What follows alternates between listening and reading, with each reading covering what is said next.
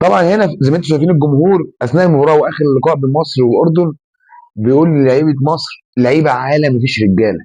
طبعا مين اللي اخدوا الحماس؟ كابتن النني. قال لك لا، فراح شبط مع الجمهور وفي كلام بيقول لك هو بصق عليهم، يعني الله اعلم، ما شفتهاش دي، مش باينه في الفيديو كويس، ممكن تكون في الفيديو بس انا مش شايفها كويس. يا عم ما قالوش لعيبه عالم مفيش رجاله، شتموك. حلو. انت بتعمل ايه؟ انت بتتخانق مع الجمهور يا نني؟ انت يا نني مش قادر تجري يا نني النهارده، اقسم بالله انت بتجر رجليك.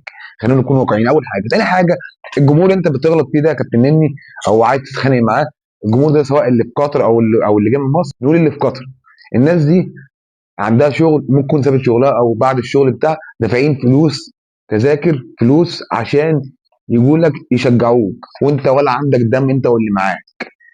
تعرف ليه؟ بص يا جماعه، انا من اول البطوله قلت والله العظيم، اقسم بالله يمين يحسبنا عليه ربنا، اول ماتش خلاص ماتش الكويت احنا مش عارفين نكسب الكويت يعني، لقيت ميدو جابر نازل، كان احتياطي نزل مكان ميسي، لقيته عامل شعره سشوار. قلت بس اللعيبه دي جايه تتمنظر وجايه تهرج، مفيش سيطره سيطره سيطره. قلت كده، اقسم بالله قلت كده. وايه بقى كمان، ده ذنب احمد عاطف ان انا قلت عليه قبل كده وربك.